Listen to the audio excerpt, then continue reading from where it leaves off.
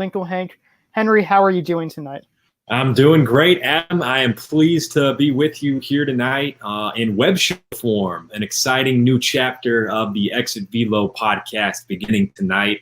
But how are you doing, my friend? I am doing very well. This is very exciting. You can see us on, I believe, Facebook Live, and maybe we can eventually get this to Instagram Live. And this is just great for Bat Sports page. This is Exit Velo powered by Bat Sports. Bat Sports page, by the way. You can also find us on Spotify, iTunes, Google Podcasts, and of course, the website batsportspage.com. This will become more of the norm, and we have a very, very exciting show for you guys tonight. Currently, the health and safety protocol of the Major League Baseball season has been released, and it is 67 pages long. Don't worry, you don't need to read it all. We are going to break it down for you guys tonight and answer your biggest questions. 67 pages, man. You said it. They left no stone unturned in this proposal, and that really is encouraging after the reports coming out last week indicating that it's going to be an ugly fight centered around the financials. It is nice to see so much emphasis being put on health and safety. I'm excited to get into the details with you, Adam. Exactly. It seemed like they were just going to go clashing right from the start, and it's actually pretty funny because it's almost as if they know what's right ahead. They know they have this big financial battle, but at least they're agreeing on something. At least they're agreeing on health and safety, which almost seemed negligible last week. So that was just very weird. But hey, we have a good plan coming forward. Some respects might seem a bit extreme, but this is very encouraging nonetheless.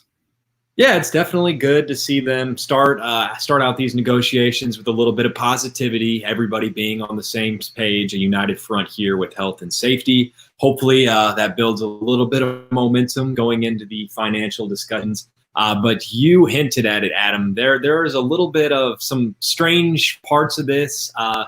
For instance, players not being able to shower in the locker rooms after games. I know that is an often scrutinized part of this.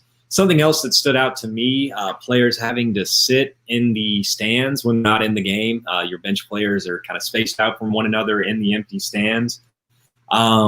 Players also, like on the road, having to get permission to leave the hotel. So there's some strange parts about it, but it's extensive in a word. So it's nice to see so much thought being put to player safety. Hey, it's better to be too careful than not careful enough. The last thing that anybody wants is for any of these players to be affected, which, by the way, if that does happen, the season would not stop. Although, imagine if Mike Trout got it. God forbid Mike Trout got it. But they would call the team doctor to call the team clinician. They would have to wait at least 7 days to take a couple of different coronavirus tests.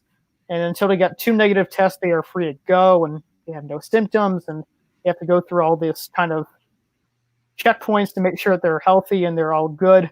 But you're right, Henry. There's a lot of weird kind of rules. Players can't hug or high five or sit near each other, like you mentioned. They can't have sunflower seeds. Can't even talk on the field, which is just strange. You can't I always love seeing back when Beltre played, him and Cabrera making fun of each other at first base, all those little fun moments. We might not see that as much, which is just really odd. It'll definitely be a different looking game than the one that we know and love. But to have any baseball at all is something I know that both you and I are really excited about. So we're gonna get used to that new normal of baseball. I'm sure it will take some time. I'm really going to miss that too. I was thinking earlier about just seeing the players close together and just having fun together, interacting, talk with each other. In Passan's I don't know. In his breakdown of the article, of the proposal, he's talking about how players aren't even supposed to talk to each other, like when they get on first base. Yeah, it seems a little bit robotic, but absolutely it is necessary to take these precautions and make sure that everybody's safe, because safety is the chief concern, and you see that in 67 pages here. So I think that is a great sign. I must say I am delighted to hear that you will be missing some of these player interactions, especially since your Cubbies were part of the very infamous Hug Gate. Remember that whole deal between Baez and Arenado, how they clashed into each other, they hugged each other.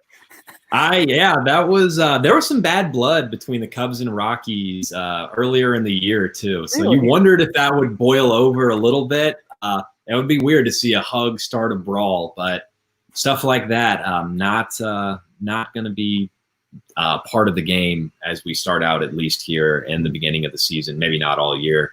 Brawls, another thing they said that's not going to be allowed, which I guess you're never supposed to have brawls anyways, but maybe the punishment looks a little bit different. I think that's another piece that we're going to touch on too, Adam, the punishment. What does that look like? Because I don't know if it's totally clear from what we know so far. Even though this guideline is such a big step forward, no one expected this, by the way. They had a week to kind of argue and discuss this. People thought it was going to be crazy from the start. People thought that baseball is all but over. And then they just come up with this great proposal that seemingly both sides agree on, which is great. But this isn't perfect. There are still going to be some modifications, such as players perhaps being fined or suspended if they don't follow these rules, whether accidentally or on purpose. For example, I can totally see Yasiel Puig just sneak out of his hotel and do something funny, or just, I don't know, get a Snickers bar at a local 7-Eleven or something. I can totally see any player. I think of Puig because he's almost the bad boy of Major League Baseball, but any player could just do that, which would violate these guidelines. So would you be suspended for that? I can't really see that happening, but I think it's just more accountability of the players just taking all this seriously, doing this for the team, doing this for themselves, doing this for their family, and just trying to be as safe as possible. And with Puig, I thought you were going to say that he was going to start a brawl. That's kind of where my mind goes with Puig. He's one of the more infamous brawlers in today's game. But I think that the point you made at the end there, Adam, is definitely a good one, and that hopefully the gravity of the situation kind of holds everybody in line a little bit, and guys know they just got to go out there and do their jobs, but do it in as safe a way as possible. Know that a lot of eyes are on them now, and a lot of people need a lift and need some inspiration, and they have a huge opportunity to really make a difference in a lot of people's lives and provide some much needed happiness. We've mentioned this before, Henry, and I'll mention this again. It is the most American thing possible to have baseball return on July 4th, be the first sport back. And that is a real possibility. You're right. This is such a pick-me-up if it happens.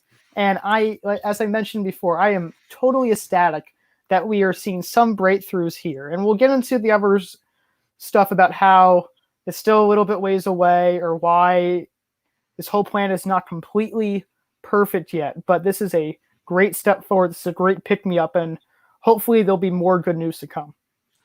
Yeah, it's just getting the financials figured out at this point seems to be the major hurdle left, and then obviously the health and safety side of things that are out of our control have to still line up for play to resume.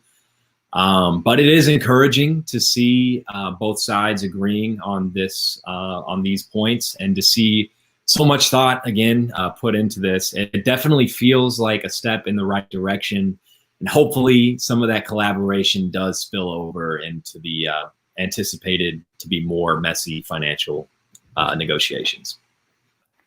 We will get into the financial situation, but let's go a little bit more over about some of these big questions that are being left unanswered, or some of the problems with the proposal, because there's a lot of good in this, but there is some bad.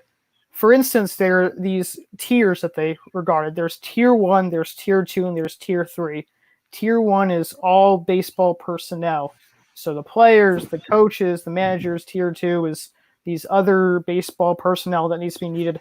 Then tier 3 are these groundskeeper, the hotel workers. Tier 1 and tier 2, they're going to be very extensively tested for coronavirus. They are using this facility in Utah called, I think, SmartL, which is going to be these fast tests that give them back. They're going to get several times a week, checking their temperature. Tier 1 and tier 2 are doing this, but tier 3, the groundskeepers, the hotel members, they're not doing that as often, which is weird because baseball players are putting their lives at risk too. Maybe not as much as you play on the field and being surrounded, but they're putting their lives at risk. So I thought it was kind of weird how tier 3 wasn't going to be tested as often. I did think that was a little bit weird too, and maybe it's just at some point you do have to draw the line and know that we're not at the point where we're going to be able to test everybody as frequently as we would like.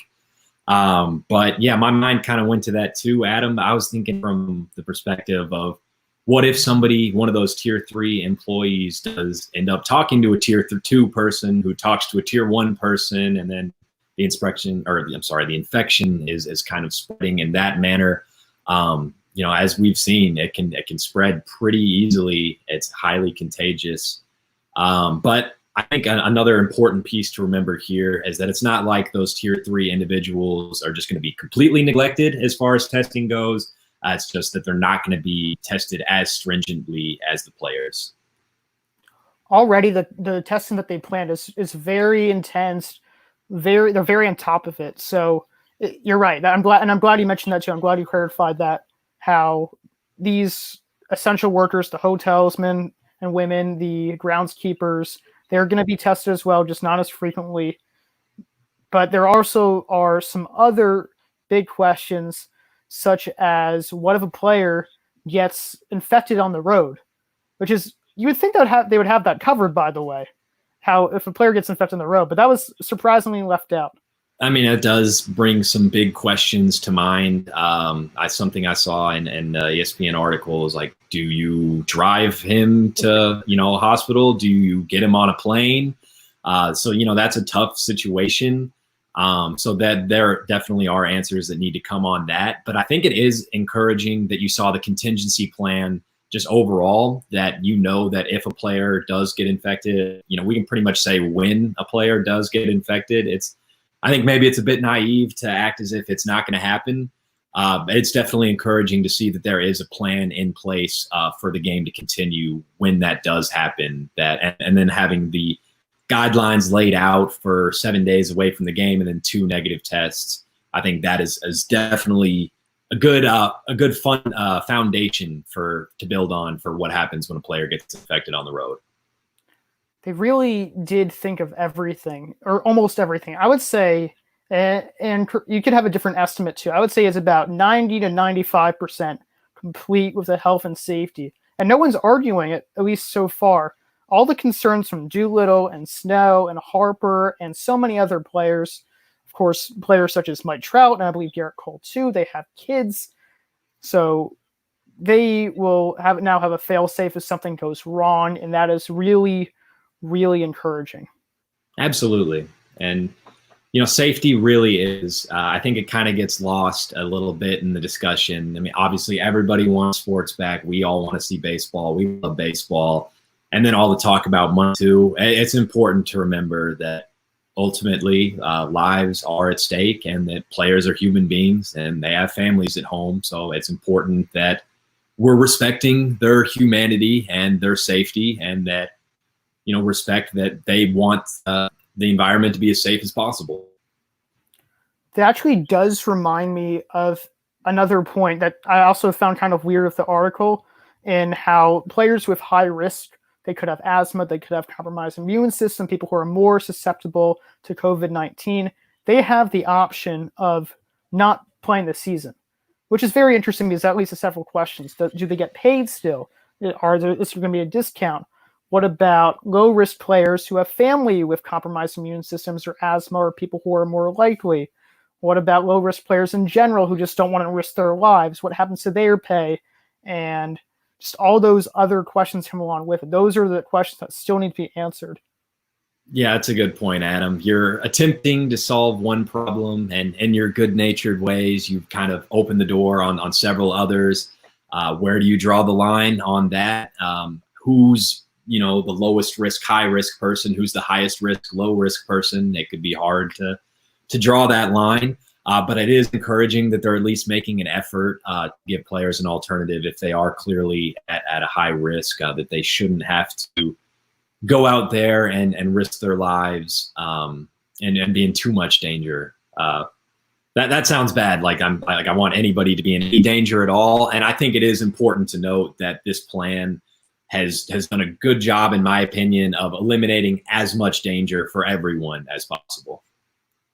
certainly more so than anyone could have expected. But Henry, if you were commissioner right now, would you penalize the players that for doing any of these things, perhaps getting a Snickers at 7-Eleven, as I mentioned earlier, or deciding not to play the season, whether or not they have high risk or low risk? I can't really imagine them penalizing the player, or if they are, they can't just take away their entire salary. That doesn't seem right. I would hope that the players would still be compensated in some regard, maybe not getting that entirely or entire salary, but the two examples you gave there is a lot of middle ground in between going out and getting that candy bar and then not wanting to play the season, which I think speaks to the fact that it's going to be a lot of case by case basis kind of. Everybody has different situations, and you do sort of need a little bit of uniformity for fairness to happen in these situations. If you're going to decide who's being paid their full salary and who's not because they're high risk, so it is awfully tricky. And just thinking out loud, that makes me a little bit nervous about all of these details getting sorted out before June 10th is the date that they would supposed to be starting spring training. So, wow, man, I'm feeling a little less optimistic. You took me down a notch there. Sorry. It's okay. It's good to be realistic, have a little reality check because, we can kind of get bogged down in this full speed ahead. We want baseball back at all costs. It's important to remember that, there are some reality factors that we have to consider and take a step back and look at the big picture. I don't think June 10th or July 4th, as much as it'd be fun to have baseball on July 4th and have fireworks with no fans at the stadium. That would be a sight. Maybe people would be outside the stadium cheering them on. That'd be fun. But in all seriousness, if it needs to be pushed back a couple weeks, that can be more than possible. Baseball has talked about the idea rather of having baseball since November, having baseball set into late October still. It could still be longer than 82 games, which we'll go into about how the players might feel about this in terms of finances. So it doesn't have to be June 10th. It just needs to be around that time. It could be a couple weeks later, a couple weeks before, probably not before, but you get what I mean. It has to be, it's getting close, which is a little scary, but now that they've kind of moved on from health and safety issues, now they can get to the crux of the problem. And I kind of had been locked into that mindset that it's like June 10th or bust. But I think that is good perspective that you just gave there, Adam, that there is feasibly, there's a little bit of wiggle room left to where they have some extra time to iron out some of the finer details there. It would be weird to see baseball well into November. You might have to go exclusively domes or warm weather cities for that. But if that's what it takes, if the health and safety for sure is what it calls for, then we'll take what we can get. Exactly. Health and safety is the most important. Doolittle was I think Doolittle was honestly a hero throughout all this because he was asking all the good questions. You have to wonder, how much did he actually contribute to all this? I wonder if he was a rep, or I wonder who was kind of leading the MLB Players Association and how they wanted to get this done first. They wanted to have common agreement there. I wonder really the big players, the big people, big baseball personnel involved throughout all this. And I'm sure we'll be hearing about them in the future.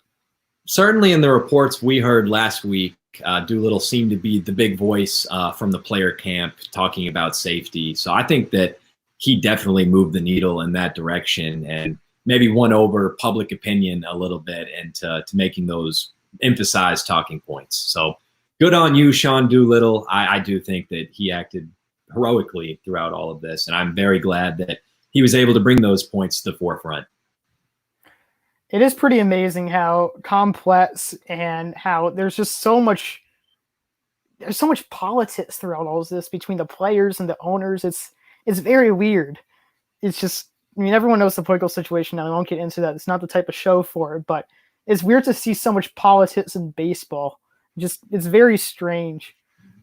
It is, and I think that speaks more to our society than anything else. To our politics is finding a way to creep into any and everything.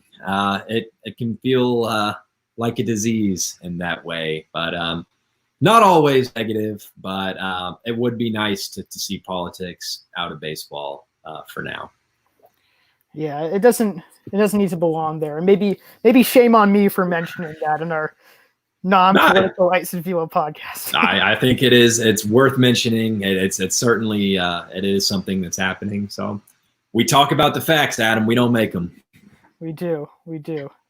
Actually, one surprise, another detail that I was very surprised by, and I'm actually a little surprised in how that more people are not getting angry and up in arms about this, about MLB, is that they're using the state facility in Utah. We in our private group chat or little Google Doc, I mentioned a couple times ago, we didn't get to the question, but the question was, how ethical would it be if MLB went to a testing facility and had all their players tested, perhaps put themselves in front of other people more at risk of COVID-19, people who are more susceptible to it. And that's exactly kind of what they're doing with Utah at the Smarto drug testing lab. They're going to have about 3,000 players test weekly, several times a week, about having these COVID-19 tests. Now, what MLB didn't return was they paid for all the tests of all the patients that are going to this facility, which has over 10,000 tests a week, which is great. But at the same time, you're really going to put a Major League Baseball player over someone who might be 90 years old with COVID-19, and they could be in front of them because baseball players obviously have to get back to their job and you want to get to the game as quickly as possible. So it's not really ethical, despite it being a good thing they'll be paid for free tests.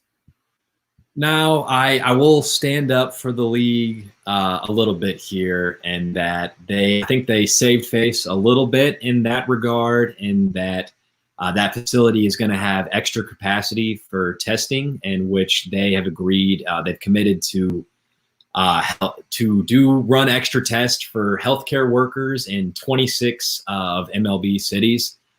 So it's good that they will be helping out with that extra testing capacity and giving back to the communities in which MLB teams play.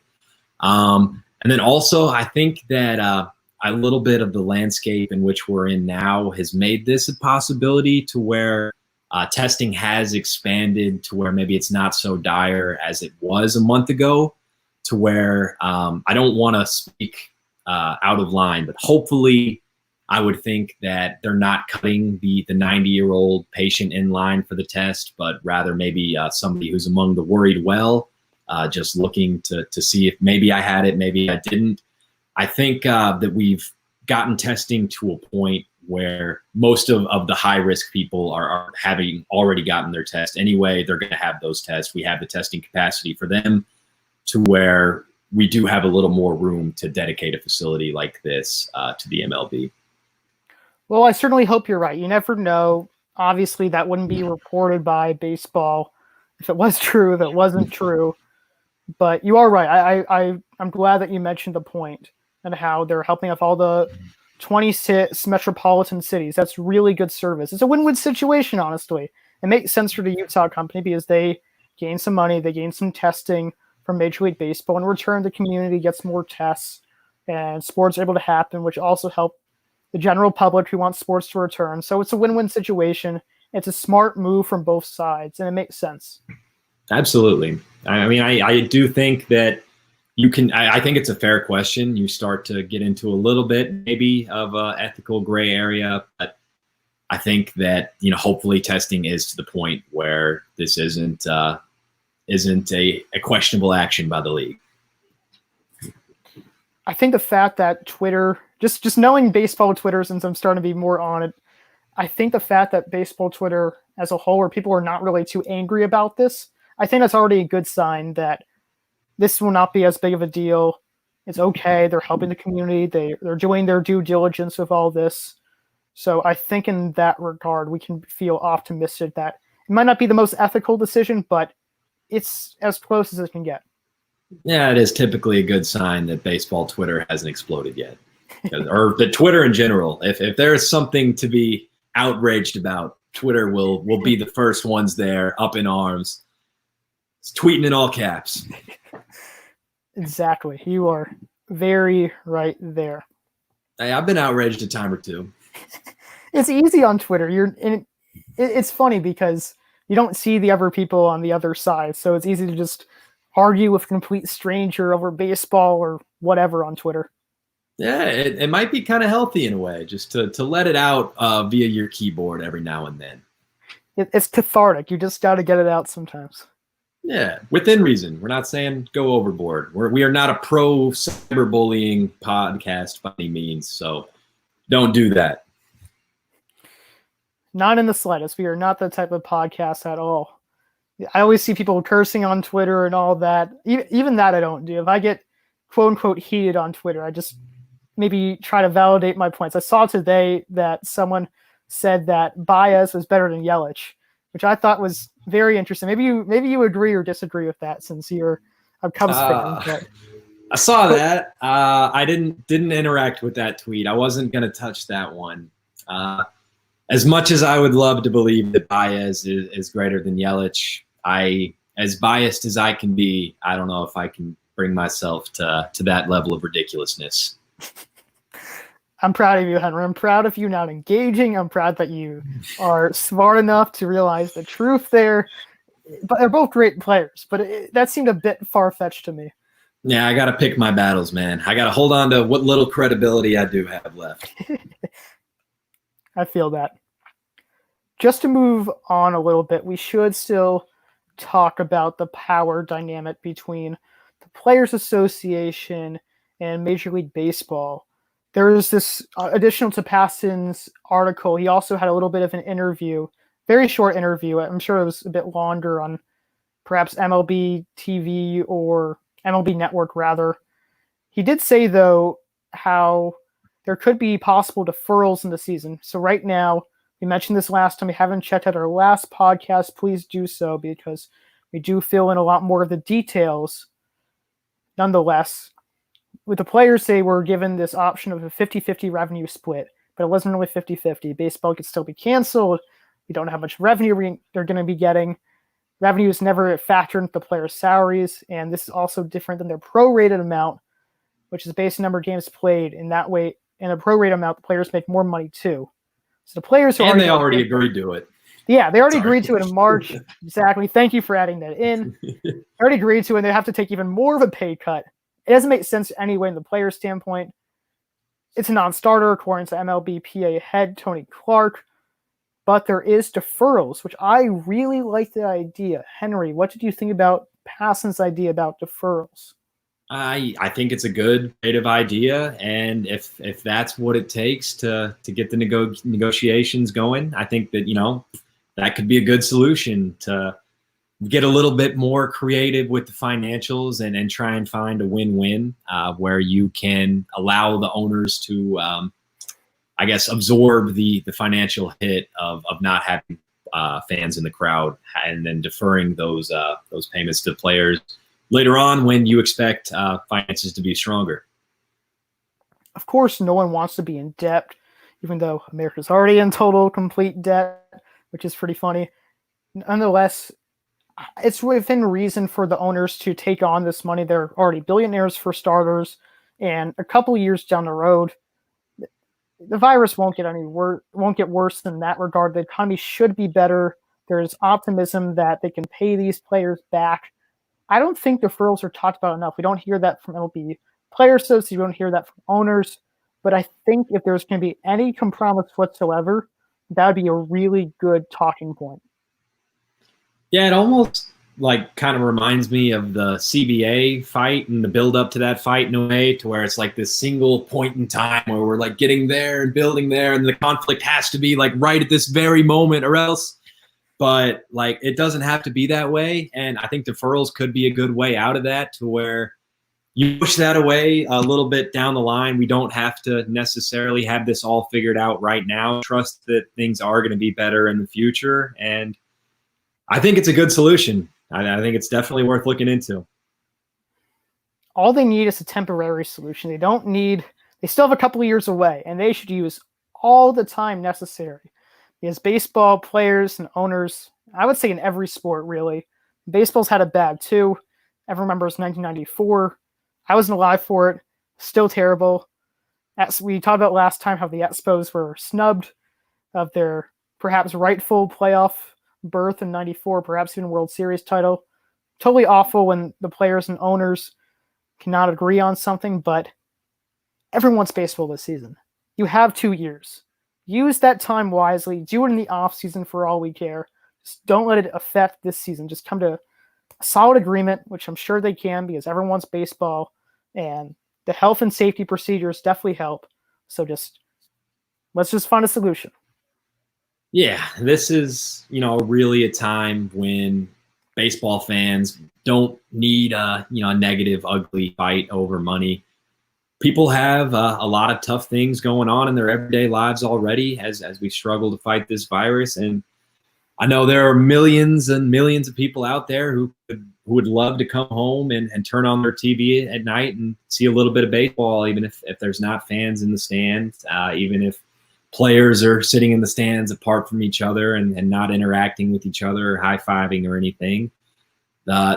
People need that need the positivity of the game they love, and they have the players and the owners have an opportunity to come together and make an agreement that can help not only both of those parties out, but can help the American people.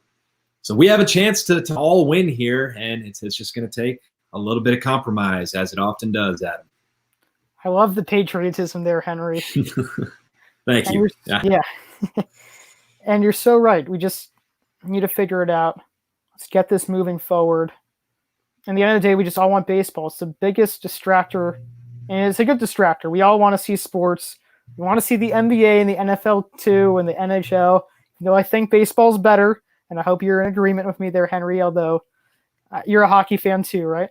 No, I am pretty hockey ignorant, in fact. I don't know much about puck, but I do love basketball and football, but baseball, it holds the spot in my heart. Okay, that's good to hear. I don't know how I thought you were a hockey guy. Maybe I was confusing you with someone else for a second. I don't know. That's all good. We should also get to the point about another baseball proposal, although not as serious, not mentioned by Manfred, mentioned by one of the most talked about players in the game, and that is Bryce Harper's proposal. Henry, at first glance, what do you think of his proposal? All right, my first impression was it reminds me of that one guy in your fantasy sports leagues that comes in, like the new guy league, and tries to change every single league setting. I thought it was a little bit annoying from that perspective. I felt like he maybe was trying to do a little bit too much, but I mean, I get it, Bryce. Everybody's social distancing. You're a little bit bored. The mind tends to wander a little bit, and it's not really a bad proposal. There's some interesting parts to it.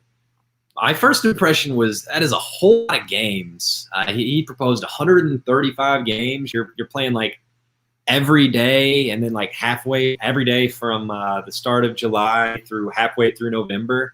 And then, there's a handful of off days in there somewhere. And then the College World Series format, I didn't love that. What would you think, Adam? First of all, you were spot on. And I mean spot on with fantasy baseball because I've experienced that several times. So for all you fantasy baseball or just fantasy fans out there, Henry's your guy.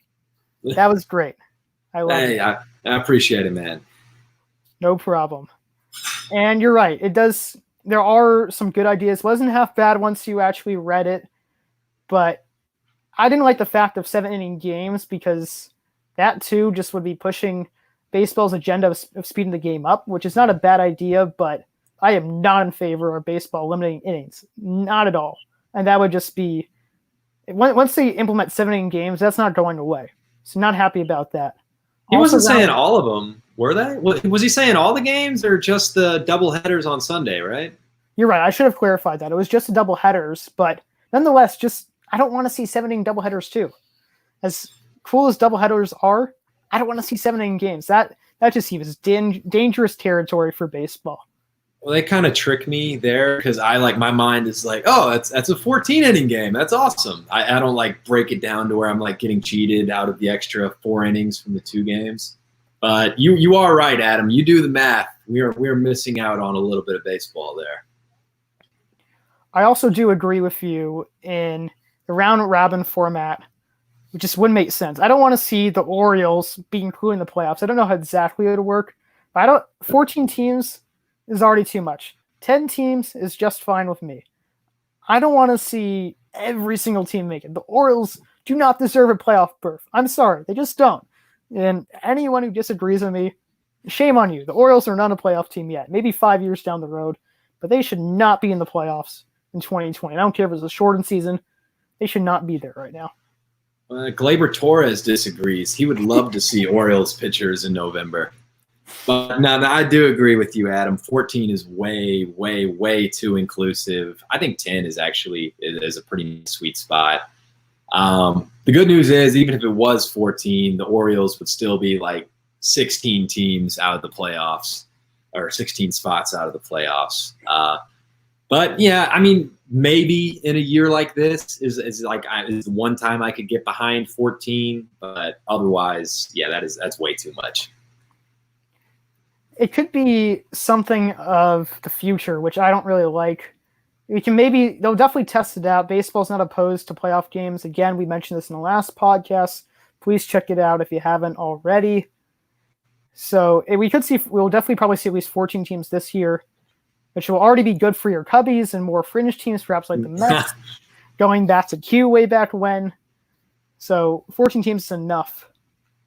I can't even get mad. It's accurate. We need all the playoff spots we can get.